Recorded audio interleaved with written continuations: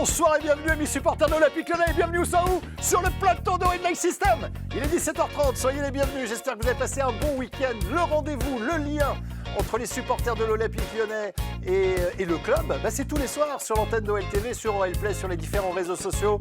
Ce soir, vous allez pouvoir converser avec Dominique Sévrac, il est notre invité. Pour ça, vous composez maintenant le 04 84 80 69 deux fois, 04 84 80 69 deux fois, et vous allez avoir le privilège de papoter avec Dominique Sévrac.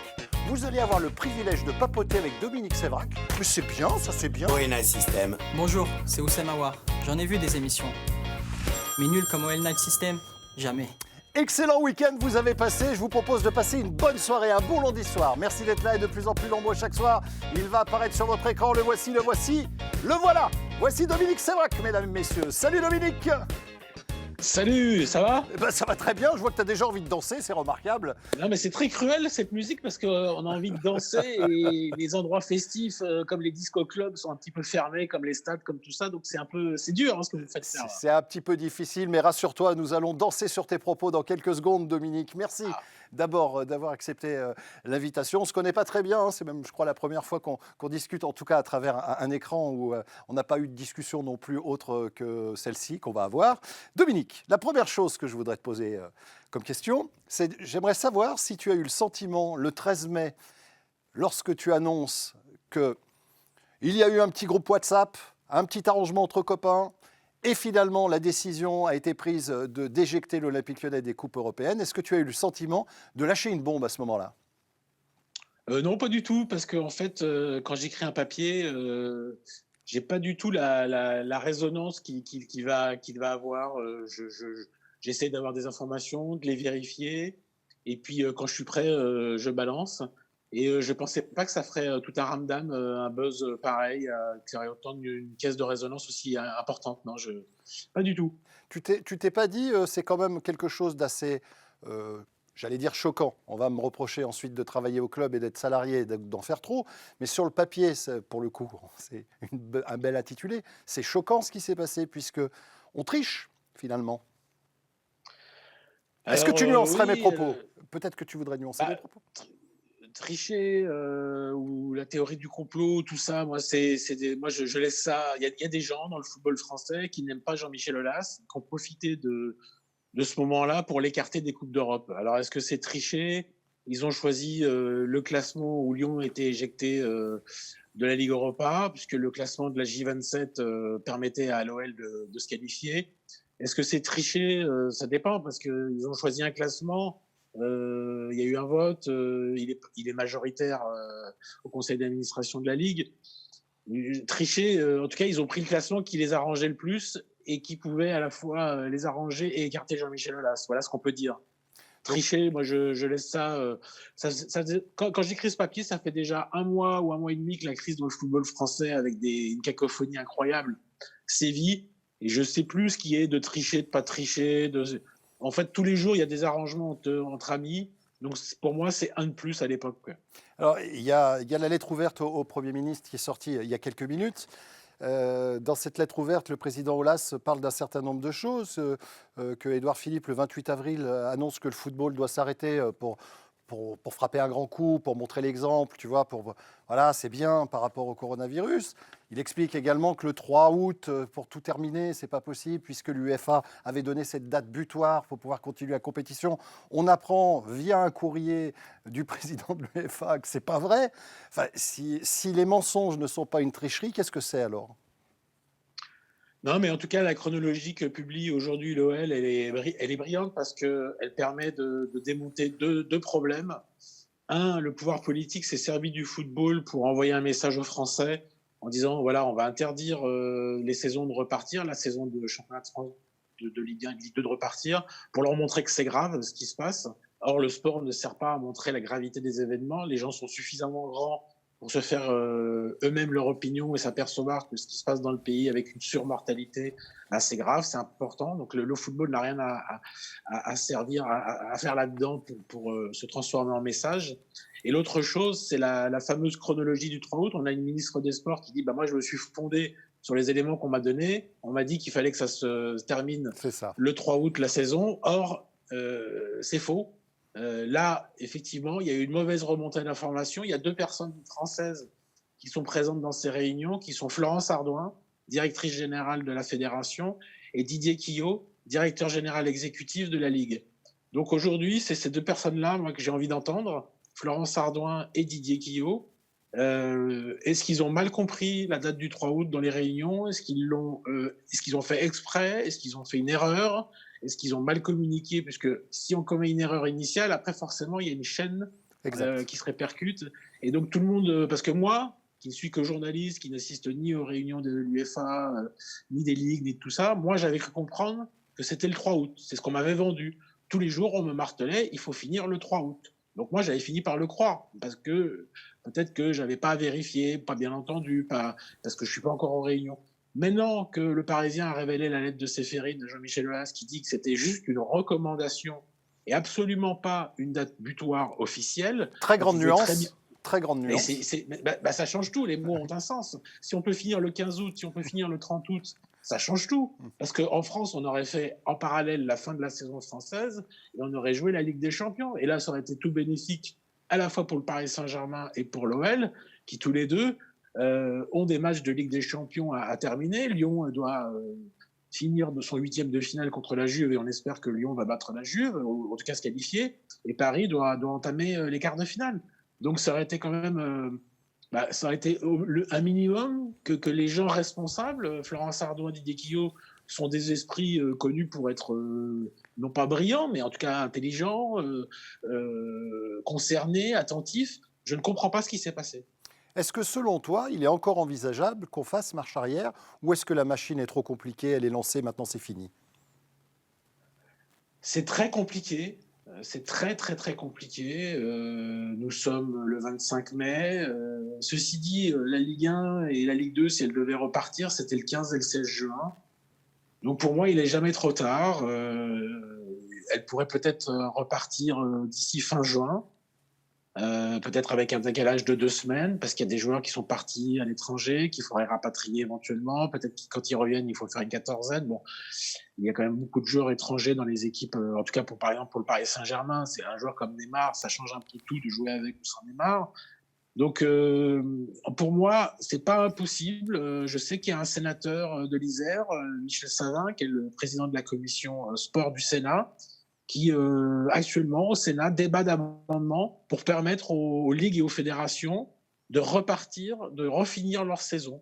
Donc peut-être que par le biais des sénateurs, par le biais des parlementaires, on va finir par arriver, Jean-Michel Aulas, ça serait une énorme victoire pour lui, va finir par avoir peut-être la possibilité de reprendre les championnats. Après, je sais bien que comme ça arrange beaucoup de gens dans le football français ce qui s'est passé, les décisions qui ont été prises, je vois pas comment Saint-Étienne, Lorient, Lens, Bordeaux, Nice, Lille, Marseille, Rennes accepteraient que ça reparte. Donc pour moi, ça ne peut venir que de l'État. L'État a un peu dit à la Ligue, ça serait bien d'arrêter, même s'il n'y avait aucune urgence et que la Ligue s'est précipitée. Ça serait bien que l'État ou des parlementaires, des députés, des représentants de la nation disent vous pouvez repartir, pardon, on s'est trompé, on a fait une erreur de jugement, vous savez, ce Covid, on ne le connaît pas bien, on s'est un peu précipité, pardon, recommencer tranquillement, mi-juin, fin juin, si vous voulez. Est-ce que tu penses que les clubs et les présidents que tu as cités il y a quelques instants, Dominique, ont conscience de la réalité des faits? Ce que je veux dire par là, c'est qu'ils ont défendu leur paroisse, et on ne va pas reprocher à un président de défendre son club qui va accrocher l'UEFA, par exemple. Je l'entends. Mais est-ce qu'ils ne se sont pas trompés sur le long terme? Parce que ça va être dramatique. On a vu le papier de Mediapart notamment. On parle de centaines de millions d'euros perdus pour le football français. Le football français, ce n'est pas Lyon, Marseille, ou Lorient, ou Lens, ou Rennes, ou Nice. C'est le football français. Est-ce que tu n'as pas l'impression qu'ils ont vu pas plus loin que le bout de leur nez sur cette OP, qu'ils ont regardé le très très court terme? Moi, ce qui me dérange, en fait, de leur vision, effectivement, qui est très à court terme, c'est qu'on ne se soit pas donné les moyens d'essayer, en fait.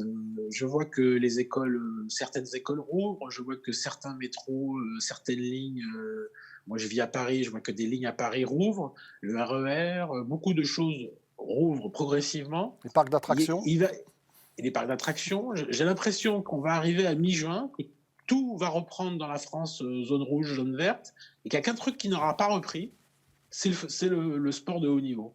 Et là, j'avoue que j'ai du mal à comprendre pourquoi on peut mettre des gens dans le métro, dans les restaurants, dans les discothèques, dans les bus, dans les terrasses de café, mais il y aurait un endroit où on ne pourrait pas, il y aurait 2 endroits où on ne pourrait pas, ce sont les salles de concert, bon, qui sont confinées, fermées normalement, et les stades de football qui, eux, sont des endroits ouverts et qu'on pourrait peut-être changer la jauge.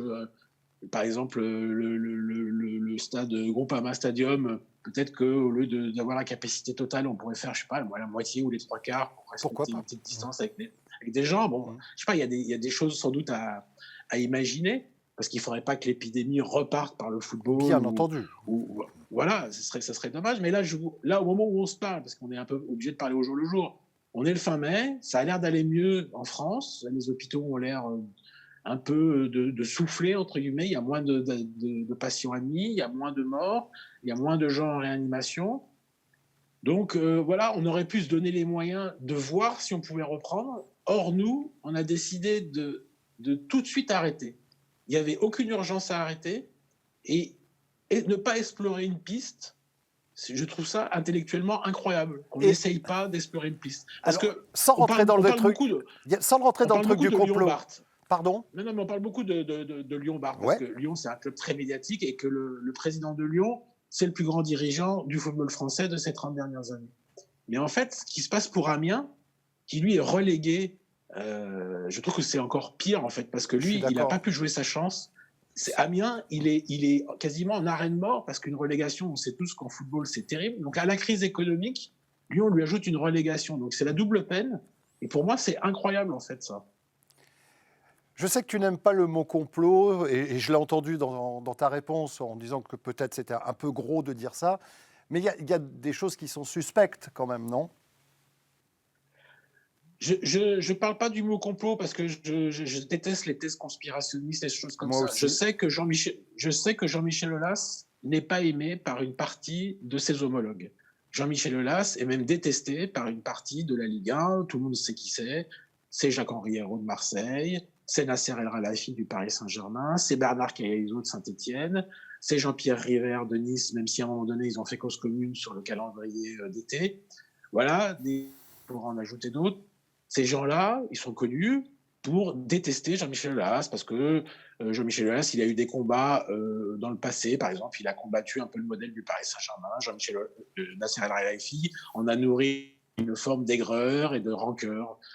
Jacques-Henri Hérault, c'est pas la peine de vous faire un dessin. Bernard Caillezot, c'est pas la peine de vous faire un dessin. Donc il paye l'addition, Dominique, là, c'est ça que tu es en train de nous dire ? À défaut de complot, j'essaie de vous expliquer que c'est de la rancune, de la rancœur, voire de la haine vis-à-vis de Jean-Michel Aulas.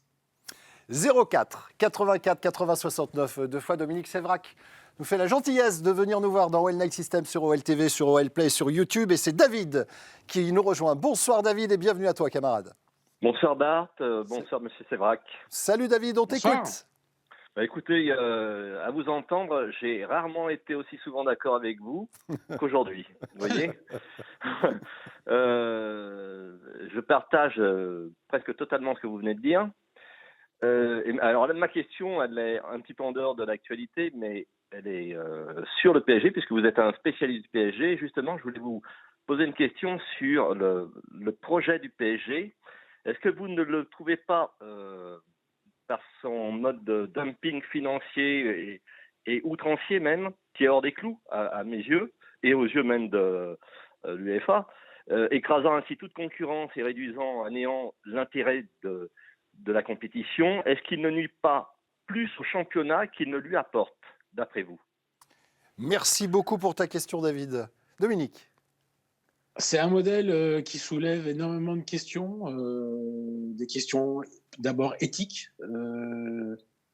Est-ce qu'un État peut détenir un club de football ? Ça, l'UEFA n'a pas mis de garde-fou là-dedans. La règle, c'est que oui, visiblement, puisque Manchester City est détenu par un État, puisque le Paris Saint-Germain est détenu par un État. En fait, moi, je me contente de donner des faits depuis tout à l'heure. Vous dites que vous êtes d'accord avec moi, mais moi, j'aligne ce que je pense être des faits.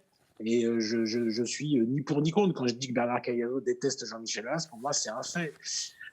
Donc, pour votre question, c'est est-ce que vous voulez des faits ou est-ce que vous voulez des commentaires? Moi, le modèle du Paris Saint-Germain, il ne me convient pas parce que c'est beaucoup trop d'argent pour une espèce de distorsion de concurrence, effectivement, et de l'argent qui n'est pas réinjecté dans le football français. C'est-à-dire que si au moins cet argent-là servait à part Kylian Mbappé, il y a peu de joueurs qui ont été achetés, et Serge Aurier, mais c'était 12 millions d'euros à Toulouse. Il y a très peu de joueurs qui ont rejoint le Paris Saint-Germain ces dernières années et qui ont fait marcher la Ligue 1. C'est-à-dire que la Ligue 1, après, le PSG remplit les stades. Après, le fait de voir Neymar, je préfère voir Neymar que pas voir Neymar dans le championnat de France. Donc, je me régale à voir ça. Je suis complètement schizophrénique, en fait. Ce modèle-là ne me plaît pas, mais l'équipe du Paris Saint-Germain, elle est exceptionnelle à regarder. Je prends un pied pas possible à regarder les matchs du Paris Saint-Germain quand ils ont décidé, ces artistes-là, de jouer. Après, ce n'est pas le football que j'aime, c'est pas les valeurs que j'aime. Voilà, mais voilà. Est-ce que je suis pas naïf dans un monde où le football est devenu un petit peu ultra-libéral et avec beaucoup d'argent, et finalement le PSG correspond à ça. Mais je sais pas. Alors, il y a deux choses. C'est d'abord que le respect des règles UEFA ne soit pas respecté, parce que on sait que le soutien financier, c'est le fonds souverain du Qatar qui a une limite, puisque c'est 50 milliards par an de capacité d'investissement. Donc c'est nos limites pour eux. S'il n'y avait pas le fair play, on en serait aujourd'hui on ne sait même pas s'il n'y aurait pas Messi dans l'équipe. Ça, c'est un premier point. Un deuxième point, c'est le fossé qu'ils ont créé à tuer toute compétition, parce que c'est presque impossible de pouvoir rivaliser avec une équipe comme le PSG, même si elle est merveilleuse à voir jouer. Elle est merveilleuse pour les 50 000 Parisiens qui viennent la voir tous les samedis ou tous les 15 jours. Mais pour les autres, c'est-à-dire que c'est vrai que c'est un plaisir de voir jouer Neymar et Mbappé et les autres, mais ça tue toute compétition. La lutte, elle se fait pour la deuxième, troisième, quatrième place. Ça ne va pas plus loin. Est-ce que tu penses, Dominique, que finalement, que cette concurrence qui est mise en place via des joueurs de talent international, mondial, finalement pénalise, pour reprendre les propos de notre interlocuteur, pénalise la Ligue 1 au lieu de la tirer vers le haut? Parce que quand tu me dis que moi, je suis supporter de l'OL, quand Paris a décidé de jouer, je prends mon pied, je le reconnais. Sauf que, est-ce qu'au final, la Ligue 1 ne se tire pas une balle dans la jambe? Mais ce débat-là, parce que malheureusement, je suis suffisamment vieux pour m'en souvenir, on l'avait au début des années 2000, quand Lyon surclassait la Ligue 1. Alors, ce n'était pas le même modèle, ce n'était pas la même échelle, les sommes n'étaient pas du tout les mêmes. Le mérite de Jean-Michel Aulas, c'est d'avoir construit le club de A à Z, donc il a un mérite sportif plus grand que le Qatar qui vient et qui lâche de l'argent. Mais on avait exactement les mêmes débats en se disant, est-ce que Lyon ne pénalise pas le championnat de France? Est-ce que Lyon, en écrasant tout, n'empêche pas toute concurrence? On recrutait énormément en Ligue 1, Dominique. Énormément. Alors, 90%. La différence, c'est que l'argent de Lyon circulait énormément dans la Ligue 1, ce qui permettait aux autres clubs de bénéficier par ricochet de la puissance financière et sportive de Lyon. Après, certains diraient, oui, c'était aussi une manière de leur enlever leurs meilleurs joueurs pour continuer à grossir et être le meilleur. Oui, faux. Évidemment. Dans les deux cas, c'était à la fois pour permettre aux autres d'avoir une concurrence, puis c'était aussi pour leur enlever leurs meilleurs joueurs. On n'est pas complètement idiots. Mais même si c'est pas la même échelle et si c'est pas la même genèse, puisqu'encore une fois, Lyon, le mérite de Jean-Michel Aulas est total. Il l'a fait grâce à un sens de l'entreprise inégalé en France. Il y en a très peu qui ont réussi comme ça. J'adore Gervais Martel, mais avec Lens, il a eu un peu le même modèle, mais il s'est écroulé, il s'est cassé la gueule. Il a été champion de France une fois et puis c'est tout. Alors que Lyon a réussi à le faire dans la durée et la constance. Mais il y a toujours, est-ce que ce débat-là, l'Italie là avec la Juve qui écrase, est-ce que l'Allemagne là avec le Bayern qui écrase tout? Je ne sais pas. Dominique, tu disais également que finalement le PSG ne recrute pas beaucoup en France, mais quel joueur en France aujourd'hui, à ce jour, à sa place au Paris Saint-Germain? Quand je vois Oussem Aouar, je me dis qu'il ne ferait pas tâche au Paris Saint-Germain. Donc un. Quand je vois le gardien de Rennes, je pense qu'il était meilleur que Kevin Trapp, qui était là avant, ou Areola, qui était là avant Keylor Navas, Mendy. Quand je vois Memphis Depay, je sais qu'à un moment donné, le Paris Saint-Germain, quand il était à Manchester United, a été dessus. Memphis Depay, alors je dis pas ça parce que c'est que des Lyonnais, mais qu'est-ce qu'il y a encore Mike Maignan m'a semblé être un gardien formé au Paris Saint-Germain qui était meilleur que Alphonse Areola, même s'il nous a un peu déçus avec Lille cette année en Ligue des Champions. Wissam Ben Yedder pourrait faire l'affaire en doublure ou dans un groupe élargi du Paris Saint-Germain. Donc tu penses objectivement que ces joueurs que tu viens de citer, et c'est des très grands joueurs évidemment, peuvent rivaliser aujourd'hui et remplacer un joueur en place au Paris Saint-Germain? Samuel Umtiti est parti de Lyon, il me semble qu'il a été titulaire au Barça, ce qui n'est pas un petit club. Il me semble que Tanguy Ndombele est passé par Lyon, je crois, qu'il a joué, alors peut-être pas toujours à Tottenham, et il a une relation contrariée avec Mourinho. C'est pas terrible. Il me semble que Tottenham, c'est pas ridicule, ça a fait une finale de Ligue des Champions. Paris n'en a pas fait récemment. Donc, oui, il y a, je dis pas qu'il y a 50 joueurs à chaque saison à prendre, mais il y en a au moins un ou deux que Paris Saint-Germain pourrait prendre et aider à faire grandir, ou faire ce qu'il a fait avec Rabiot, commencer à le faire jouer, éventuellement le prêter dans le championnat de France, qu'il revienne plus fort. Je pense que Rabiot est revenu plus fort de son prêt à Toulouse, et après, il a eu une belle carrière. Bon, elle s'est mal terminée au Paris Saint-Germain, elle se continue mal à la Juve, et j'espère que Lyon l'éliminera. Mais voilà, Adrien Rabiot, c'est pas mal quand même. Dominique, revenons à ton métier, si tu veux bien. Tu es un jeune homme, mais il a beaucoup évolué puisque le digital a changé quand même pas mal de choses. Aujourd'hui, un joueur, je vais prendre Karim Benzema parce que ça a été une explosion, sur son compte Instagram, discute avec un YouTuber. Il y a 1 500 000 personnes qui regardent son émission ou en tout cas son intervention sur Instagram. Est-ce que ça te fait peur, ça? Parce que ça peut changer un peu la donne, non? Oui, effectivement, depuis quelques années, parce que là, c'est des comptes Instagram. Avant, ils avaient des sites Internet. Ils n'ont pas besoin de nous, entre guillemets, pour s'exprimer, pour véhiculer une image, pour vendre un produit ou vendre quelque chose d'eux, qui peut être essayer de vendre leur sympathie, leur caractère. Effectivement, qu'ils ont une puissance de réseaux sociaux qui est sans équivalent et qui n'aura jamais la puissance, qui sera toujours supérieure au journal de l'Équipe, aux Parisiens, au Monde, à tous les médias institutionnels. Mais en revanche, le jour où ils ont quelque chose à dire, une interview un peu profonde, quelque chose où ils veulent s'épancher, ou un message à faire passer, par exemple, question période de transfert, et ils voudraient bien quitter un club, eh bien, je pense quand même qu'ils voudront toujours se tourner vers des journalistes, vers des médias institutionnels, des questions, des réponses, que ce soit à la télévision, que ce soit dans un journal. Je pense qu'une interview aussi, une interview dans Le Monde, une interview dans l'Équipe, une interview dans Le Parisien, ça veut dire quelque chose. C'est aussi un message qu'on envoie. Donc je pense que malgré tout, malgré la difficulté de ce monde où toutes les paroles sont possibles et elles se démocratisent, parce que, encore une fois, tous les joueurs ont des comptes Twitter, Instagram, des réseaux sociaux, en veux-tu, en voilà.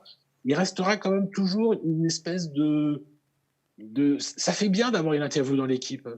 Là, Jean-Michel Aulas, il a un compte Twitter. Jean-Michel Aulas, il est à la tête d'un club, d'un compte puissant. Jean-Michel Aulas a un compte Twitter. On m'a rien dit, moi. Bon, on me dit ça. Et bien, quand même, depuis le début de la crise, il multiplie les interviews dans l'Équipe, dans Le Monde, dans différents médias. Et ces interviews-là, elles ont une portée, elles ont un poids. Et donc, on ne peut pas dire que la presse écrite ou que cette vieille façon de faire du journalisme est morte. Tu n'es pas du tout inquiet, je l'ai senti dans tes propos, Dominique. Et tu l'as très bien vendu, si je peux me permettre de te faire un compliment. Allez, je t'en prie. On va demander à Jean de venir nous faire un petit coucou. Bonsoir Jean et bienvenue. Bonsoir messieurs. Salut Jean, on écoute ta question pour Dominique Sévrac. Eh bien, on a volé un peu ma question, mais j'en ai une autre. Alors vas-y. Eh bien, c'était pour savoir, en tant que journaliste, ce que vous pensez des sorties sur Twitter, justement, de Jean-Michel Aulas, qui font polémique, surtout chez les supporters des autres clubs de France. C'est vrai que c'est un vrai marronnier, cette question, mais on peut se la poser, véritablement. Disons que. Ça te fait marrer, toi, moi, Dominique, franchement? Ou parfois tu te dis, alors, là, il va trop loin? alors, moi, il faut savoir que toutes les initiatives de Jean-Michel Aulas, qu'elles soient drôles ou pas drôles, me font marrer. Parce que je ne peux pas m'empêcher de penser qu'il y a une forme d'autodérision, un peu tout ça, que c'est pas que du premier degré. Alors, peut-être que je me trompe complètement. Je suis pas un intime de Jean-Michel Aulas, donc peut-être qu'il est très premier degré. Mais j'y vois aussi une forme de proximité avec les supporters, avec les fans de foot. Je sens quelqu'un qui aime le foot profondément, qui est piqué au foot. Après, la question, c'est quand on est dirigeant de club, est-ce qu'on doit, entre guillemets, s'abaisser à aller discuter avec des gars qui ont un compte Twitter où il y a 30 followers? Est-ce que c'est la fonction d'un dirigeant? Est-ce qu'on imagine le patron de la Juve ou de Liverpool aller discuter avec 25 gars de Liverpool qui sont chez eux, peut-être un petit peu sous, ou voilà, qui ont envie de déconner et qui branchent et qui allument le dirigeant local? Je sais pas, j'ai pas tranché. Moi, je suis pas pour interdire les choses ou dire c'est comme ça, c'est ainsi, il faut faire ça, il faut faire ci. Si ça fait kiffer Jean-Michel Aulas de se prendre la tête ou de converser avec un petit groupe de supporters ou même des gens beaucoup plus importants sur Twitter, eh ben, écoutez, il a 71 ans, il est très grand, il est majeur, il est vacciné. Moi, je n'y vois pas d'inconvénient. Et en plus, moi, je suis pas sur Twitter, donc c'est que des choses qu'on me rapporte. Et quand on me le rapporte, souvent, ça me fait beaucoup rire. Donc, je n'y vois pas le mal, mais peut-être que je suis je suis pas assez sérieux, quelqu'un d'assez carré, d'assez droit, et qui doit dire non, un président, comme pour reprendre un livre récemment écrit, un président ne devrait pas dire ça. Ben, je ne sais pas. Un président, il fait ce qu'il veut aussi. C'est pour ça qu'il préside. Je préfère les tweets. Je préfère les tweets que les présidents qui arrivent avec un PowerPoint et qui nous réinventent le football alors qu'ils y sont depuis 6 mois. Je vois pas du tout de qui tu parles, Dominique. Une petite idée comme ça, rapide? Non, rien? Fini? C'est plus au sud que Lyon. Dominique Sévrac, l'invité encore pendant 3 minutes d'OL Night System. Je vais revenir un petit peu sur tes interventions dans l'équipe du soir. Une émission que j'adore, que je regarde très régulièrement. Explique-nous un petit peu, parce que vos prises de bec sur le plateau qui sont parfois... c'est ce qui nourrit l'émission, parce qu'on regarde aussi un peu pour ça. Est-ce que ça va plus loin quand l'émission se termine? Est-ce que vous êtes capable de vous tirer un peu la gueule pendant 2-3 jours entre vous? Je ne te demanderai pas de nom. Il y a eu des clashs homériques. En tout cas, moi, j'en ai pas été victime, mais je ne l'ai pas subi moi, mais j'ai assisté à des clashs qui se poursuivent quand la pub est lancée et que que l'émission est terminée, qu'on va au démaquillage. Des gens qui... Alors, ça reste... Personne ne veut se battre, hein. Mais certains sont très en colère. Ça prouve que le foot, c'est une matière. Ce qui est génial avec le foot, c'est que, je vais rien apprendre aux gens, mais on est tellement passionnés, on est complètement convaincu parfois par ce qu'on dit et que ça, non pas que nos mots dépassent notre pensée, mais on n'arrive pas à pas comprendre que l'autre ne comprenne pas ce qu'on vient en train de lui dire. On est convaincu par ce qu'on a, et donc on ne surjoue pas. Parfois, magnifique. Il m'arrive de prendre des positions. Je sais pas moi, si on me demande Wissam Ben Yedder mérite-t-il l'équipe de France, je vais dire par exemple non, c'est pas un exemple complètement fictif. Donc je vais tenir le non, mais après c'est pas grave si on trouve si j'ai pas de problème à dire oui, donc j'ai pas des positions non plus sur des sujets très affirmés. Et puis parfois, je vais complètement m'emporter parce que j'en suis convaincu mordicus que c'est comme ça. Par exemple, moi j'ai longtemps défendu l'idée et après, je profite d'être sur un média lyonnais pour le dire, mais voilà. Mais j'ai longtemps défendu l'idée que Karim Benzema était l'un des plus grands attaquants de tous les temps. Moi, je l'ai mis dans le top 4, top 3 de tous les temps, avec Thierry Henry, voilà, avec Jean-Pierre Papin. Certains se sont moqués de moi, ils m'ont dit « Qu'est-ce que tu fais de Trezeguet? Qu'est-ce que tu fais de Juste Fontaine ?» Tout ça. Bon, voilà.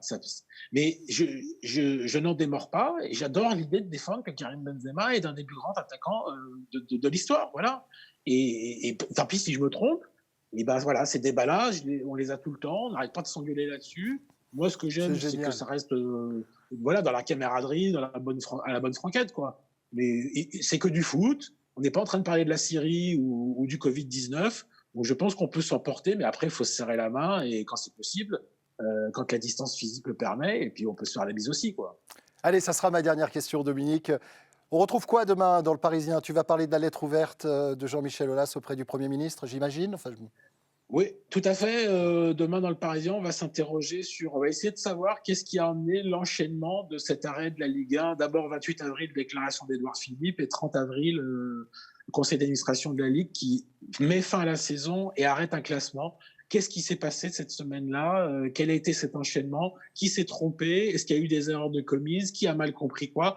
En fait, toutes les questions qu'on se pose, Bart. Très bien. Eh ben, je prendrai un plaisir à lire Le Parisien comme je le fais chaque jour, Dominique. Merci beaucoup d'avoir pris le temps de Merci à passer vous. une demi-heure sur OLTV. Et tu reviens quand tu veux, Dominique. Tu es le bienvenu. Hyper sympa, c'était cool. Eh ben, t'es gentil, Dominique. On se retrouve dès demain, mesdames, messieurs. Oui, Dominique, c'est vrai que c'était ce soir. Demain, Jérémy sera là.